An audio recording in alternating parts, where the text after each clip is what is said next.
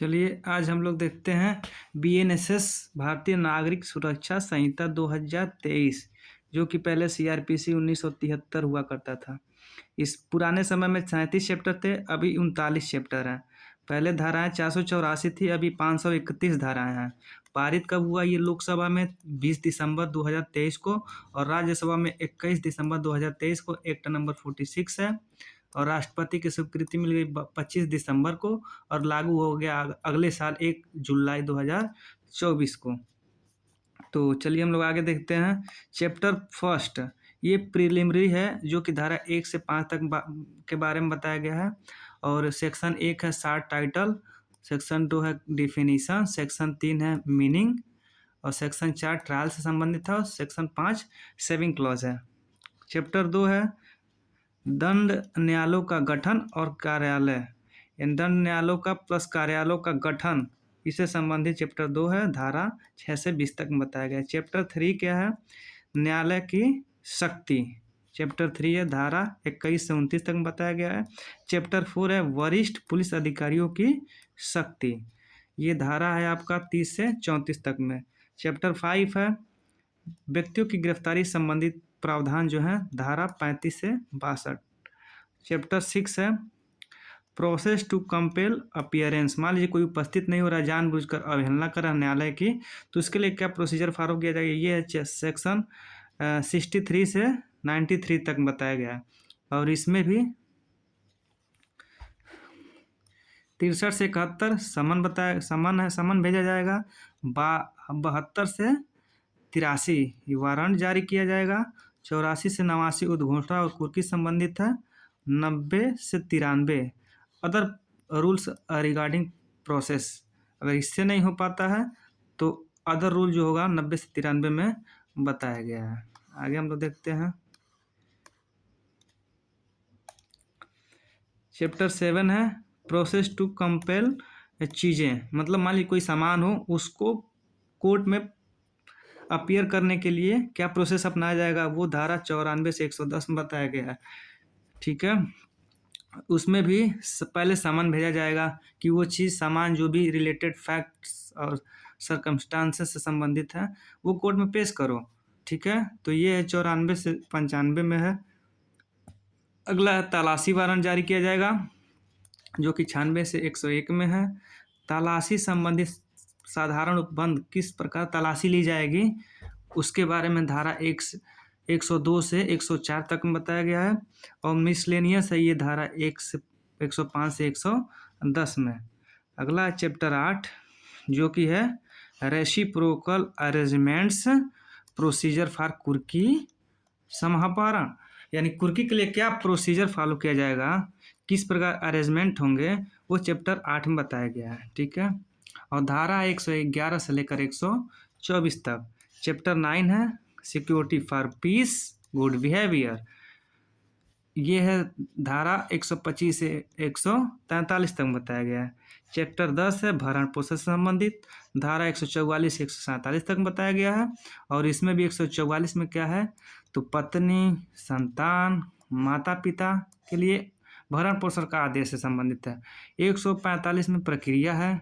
146 में अल्ट्रेशन है, मान लीजिए भरण पोषण जारी हो गया, उसमें कुछ परिवर्तन करवाना, जैसे बढ़वाना हो या घटवाना हो, तो वो 146 में आ जाएगा। 147 में क्या है, तो इन्फोर्समेंट एंड मेंटेनेंस से संबंधित 147 है। अगला है चैप्टर 11 जो कि पब्लिक ऑर्डर एंड शांति से संबंधित है, प्रशांति। मान लीजिए लोक व्यवस्था कायम करने के लिए शांत माहौल चाहिए, तो उससे संबंधित ये है।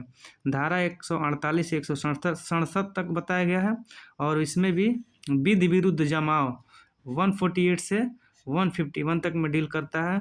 लोक न्यूसेंस से संबंधित धारा 152 से 162 है। और अर्जेंट केस ऑफ लोक न्यूसेंस, मान लीजिए लोक न्यूसेंस का कोई अर्जेंट केस होगा तो वो धारा 163 से 167 तक में डील किया गया है। आगे हम लोग देखते हैं।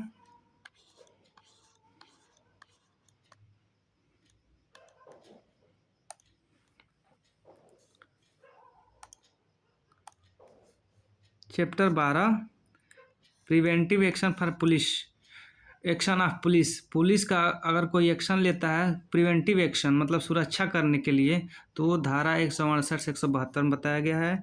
चैप्टर 13 है जो पुलिस को इत्तिला उसकी उनकी अन्वेषण करने की शक्ति है। मान लीजिए इत्तिला का मतलब होता है सूचना, ठीक है। पुलिस को सूचना दे, जैसे एफआईआर लिखवाना हो, जैसे मान लीजिए कोई अप्रिय घटना घट गई तो इत्तला देना पड़ेगा या सूचना देना पड़ेगा, तो एफआईआर रजिस्टर के एफआईआर रजिस्टर का मतलब क्या करेगा, वो अन्वेषण करेगा, ठीक है। तो ये धारा 173 से 196 तक में बताया गया है। चैप्टर 14 ये है क्रिमिनल कोर्ट का इंक्वायरी और ट्रायल से संबंधित क्या जुरिस्डिक्शन होगा, इसके बारे में बताया गया है, जो कि धारा 197 से 209 में डील किया गया है। चैप्टर 15 कार्रवाई शुरू करने की शर्तें क्या होंगी, उसके बारे में बताया गया है, जो कि धारा 210 से 222 में बताया गया है। चैप्टर 16 जो है वो मजिस्ट्रेट को कंप्लेन करने से संबंधित है। मान लीजिए एफआईआर नहीं लिखा गया, मान लीजिए कोई गंभीर मामला नहीं, छोटा मामला है, तो कंप्लेन के थ्रू आप जा सकते हैं मजिस्ट्रेट के पास। तो ये धारा 223 से 226 तक बताया गया है। चैप्टर 17 क्या है, अब कंप्लेंट हो गया तो 17 क्या है, कार्रवाइयों का प्रारंभ होना। मजिस्ट्रेट के समक्ष कार्रवाई कैसे प्रारंभ होगी उसके बारे में प्रावधान दिया गया है, जो कि धारा 227 से 233 में बताया गया है। अगला है चैप्टर 18 आरोप से संबंधित है, चार्ज जिसको बोला जाता है। धारा 234 से 247 तक में है। फॉर्म ऑफ चार्जेस, उस चार्ज का फॉर्म क्या होगा, 234 से 240 में बताया गया है। और ज्वाइंडर ऑफ चार्जेस 241 से 247 तक में बताया गया है। चार्ज को अगर ज्वाइंट करना हो तो उसके बारे में है। चैप्टर 19 क्या है, trial before court of session, trial किस प्रकार चलेगी कोर्ट ऑफ सेशन, उसके बारे में है। धारा 248 से 260 में बताया गया है। और चैप्टर 20 क्या है, ट्रायल ऑफ वारंट केसेस, ठीक है। चैप्टर 19 ट्रायल से संबंधित है कोर्ट ऑफ सेशन का। और वारंट केस का ट्रायल कैसे होगा ये 20 में बताया गया है, बाई मजिस्ट्रेट। आगे हम लोग देखते हैं।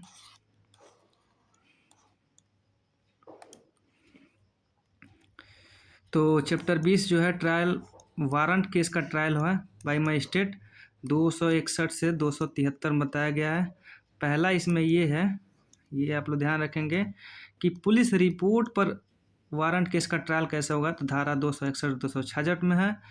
Case on other than PR मतलब पुलिस रिपोर्ट से भिन्न किसी अन्य मामले पे तो धारा 267 270 है। जैसे मान लीजिए कंप्लेंट हो गया या फिर जज अपना खुद संज्ञान ले लिया, अदर देन में ये सब आ जाएंगे, ठीक है। तो ये दूसरा हो गया।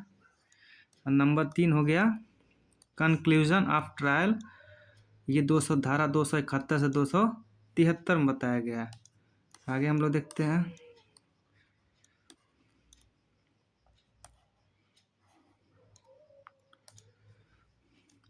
चैप्टर 21 है ट्रायल ऑफ समन केसेस, 20 था वारंट केस का ट्रायल और दूसरा है 21 समन केस का ट्रायल बाई मजिस्ट्रेट, धारा 274 से 282 तक बताया गया है, ठीक है। अगला चैप्टर 22 है जो कि समरी ट्रायल से संबंधित है, धारा 283 से 288 तक में डील किया गया है। और चैप्टर 23 है जो प्ली बार्गेनिंग से संबंधित है, धारा 289 से 300 तक बताया गया है, ठीक है। आगे हम लोग देखते हैं। चैप्टर 24 है अटेंडेंस ऑफ पर्सन, 24 जो है अटेंडेंस से संबंधित है। और पर्सन कौन, who confined are detained in jail, जो कि जेल में जो कन्फाइंड किया गया है या डिटेन किया गया है उस पर्सन के बारे में अटेंडेंस की धारणा 24 में बताया गया है, ठीक है।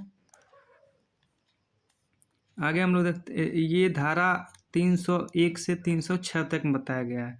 चैप्टर 25 है evidence in inquiries and trials, inquiries और ट्रायल्स में एविडेंस का के बारे में बात करता है, धारा 307 से 336। और इसमें भी mode of taking recording evidence, यानी एविडेंस को लेने का रिकॉर्ड करने का मोड क्या होगा, ये बात करता है आपका धारा 307 से 318। और commission for examination of victims ये बात करता है धारा 300 से 319 से 336। अब यहाँ कमीशन क्या होता है, जैसे मान लीजिए कोई विटनेस जो है, गवाह है, वो कोर्ट नहीं आ सकता है या उसको छूट मिला हुआ है, तो उसकी बयान दर्ज करने के लिए, उसका जो भी बयान होगा उसको दर्ज करने के लिए कोर्ट क्या करेगा, एक कमिश्नर नियुक्त करेगा। ठीक है, वो कमिश्नर जाएगा विटनेस के पास उसका बयान दर्ज करने के लिए। तो जो कमिश्नर विटनेस के पास जाएगा बयान दर्ज करने के लिए, तो उसके लिए कोर्ट कमीशन निकालता है, कमीशन जारी करता है। वही कमीशन है कमीशन फॉर एग्जामिनेशन। ठीक है, परीक्षण करने के लिए किसका, आप विटनेस गवाहों का। ठीक है, अगला चैप्टर है 26 जो कि जनरल प्रोविजन से रिलेटेड है। और कैसे जनरल प्रोविजन, तो इंक्वायरी ऑन ट्रायल से रिलेटेड जनरल प्रोविजन, ये धारा 337 से 366 तक में बताया गया है। अगला है चैप्टर 27 जो कि provision related to unsound mind, विकृत चित्त, यानी जो पागल व्यक्ति है उससे संबंधित प्रोविजन बताया गया है चैप्टर 27 में, जो कि धारा 367 से 378 तक में बताया गया है। आगे हम लोग देखते हैं।